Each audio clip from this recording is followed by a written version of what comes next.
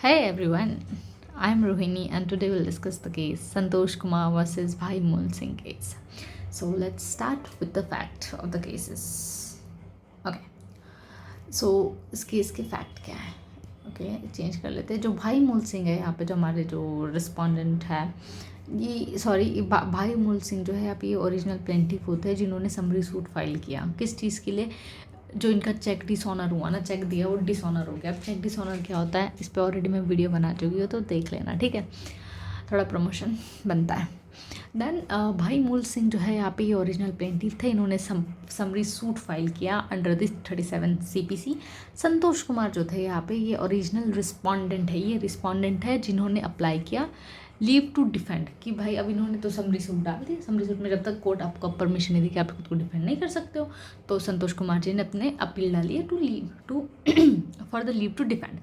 अब ग्राउंड यहाँ पे जो संतोष जी ने सामने रखे हैं वॉज दैट कि जो गुड्स जो है कि मैंने तो जी जो पेमेंट है ना बाद में वो कैश से कर दी थी और एक और दूसरे चेक से की थी, and there for the check in the question had serve its end. तो जो मैंने पहले जो चेक दिया था ना, तो उसका तो कोई पर्पस ही नहीं, क्योंकि बाद में जो जो बाउंस हो गया था उसकी पेमेंट मैंने कैश से कर दी करके।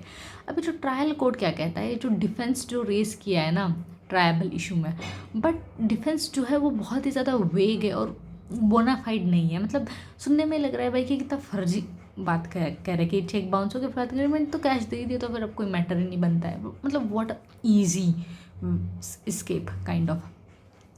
तो यहाँ पे the defendant had produce no evidence, और इसने ऐसा कोई एविडेंस भी नहीं दिया इस चीज़ को प्रूव करते हुए कि भाई मैंने कैश में दे दिया था या ये सब। तो ट्रायल कोर्ट ने यहाँ ग्रांट किया उसको लीव टू डिफेंड कि ठीक है तुम अपने आप को डिफेंड करो, बट कुछ कंडीशन के साथ। कंडीशन क्या है कि सिक्योरिटी प्लस जो सूट का जो कॉस्ट है वो तुम्हें पहले कोर्ट पे डिपॉजिट करो तुम पहले, ठीक है। तो मैंने कहा ना यहाँ पे जो है कोर्ट आपको परमिशन दे सकती है डिफेंड करने के लिए अनकंडीशनली और कंडीशन लगा के भी। अब यहाँ पे जो डिफेंडेंट है उसने अप्लाई किया रिव्यू के लिए बट फेल कर गई। रिट रिट में डाला, रिट फेल कर गया। अब SLP में सुप्रीम कोर्ट के पास गया। लीगल इशू दो यहाँ पे उठते हैं हमारे पास कि वेदर जो ट्रायल कोर्ट है क्या वो करेक्ट है imposing this condition and about giving a security, क्योंकि उन्हें लग रहा था कि जो डिफेंस इनका बड़ा ही वेग और बोनाफाइड नहीं है। सेकेंड, ये जो डिस्क्रिशन है सो कन्फर्ड बाय द ऑर्डर 37, क्या ये अनफिटर्ड है? ठीक है, सॉरी मेरी वॉइस थोड़ी ख़राब हुई क्योंकि मैं कंटिन्यूसली बोल रही हूँ, सो बेयर विद इट। अब ऑब्जर्वेशन की बात करते हैं। So it was observe that through the court it's though the court is given a discretion. तो यहाँ पे ये देखा गया है कि कोर्ट के पास डिस्क्रिशन है कि वो क्या कर सकती है, मतलब अनकंडीशनल कंडीशनल लीव ग्रांट कर सकती है, ठीक है।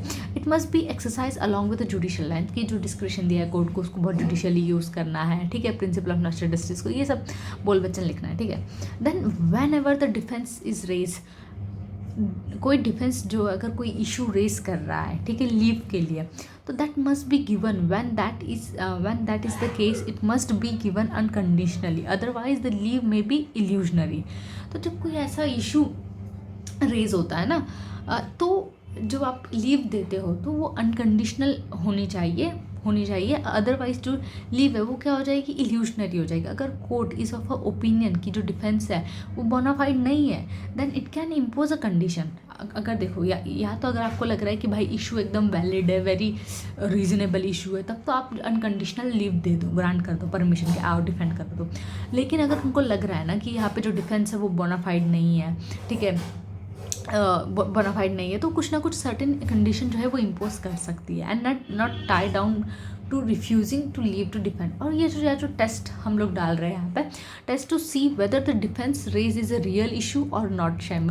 तो यहाँ पे हमें देखना पड़ेगा जो डिफेंस है उसमें जो इशूज़ रेज हो रहे हैं वो रियल इशू है या जस्ट इल्यूजनरी है। तो there is a reason believe that defendant is trying to prolong litigation. तो यहाँ पे क्या समझ में आ रहा है आपको कि जो जिस तरह से ये समझ कंडीशंस और जो ग्राउंड्स प्रोवाइड कर रहे हैं कि यहाँ पे जो डिफेंडेंट है वो सिर्फ और सिर्फ जो लिटिगेशन को बढ़ाने की कोशिश कर रहा है, and then the condition can be impose. अगर लग रहा है कि भाई इसका सिर्फ एक ही मकसद है कि ये चाह रहा है बस हर बार कि बस केस आगे बढ़ता है, तो आप उस कंडीशन में भी, उस सर्कमस्टेंसेस में भी जब कुछ कंडीशन इम्पोज कर सकते हो, ठीक है। और जो फैक्ट इस केस में दिए गए हैं तो वो क्लियर है और यहाँ पे जो डिफेंस है could hardly have been clear.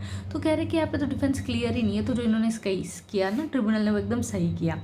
तो और यहाँ पे जो इम्पोजिशन ऑफ एंड दस the imposition of a conditions was illegal. अब यहाँ पे ये जो क्यों बोला गया कि जो इम्पोजिशन है या जो कंडीशन जो इम्पोज की गई है इलीगल है, क्योंकि देखो जो ट्रायल जज था was a wrong in observing that defendant to back up his assertion with the affidavit shouldn't also produce writing document should have also produced a writing document to prove his assertive। अब ये जो fact यहाँ पे दिया है ना कि ये जो एफिडेविट था ये क्लियर था, प्रिसाइज था, तो तो यहाँ पे तो यहाँ ट्रायल कोर्ट ने कहा कि इन्होंने कुछ दिया नहीं है सच करके, लेकिन बाद में जो है ट्रायल कोर्ट के सामने उसने एक एफिडेविट दिया, ठीक है, और जो सारे जो डॉक्यूमेंट्स थे वो भी प्रोड्यूस किए, तो फिर उसके बाद और कुछ बचा नहीं था क्लियर यहाँ पे देने के लिए। तो इसीलिए ये जो कंडीशन जो इम्पोज की है ये यहाँ पे इलीगल मानी गई है। और इनकेस अगर कुछ एफिडेविट या कोई एविडेंस प्रूफ नहीं देते तो फिर ये होता है कि ठीक है कंडीशन आपने जो लगाई वो एकदम सही है करके।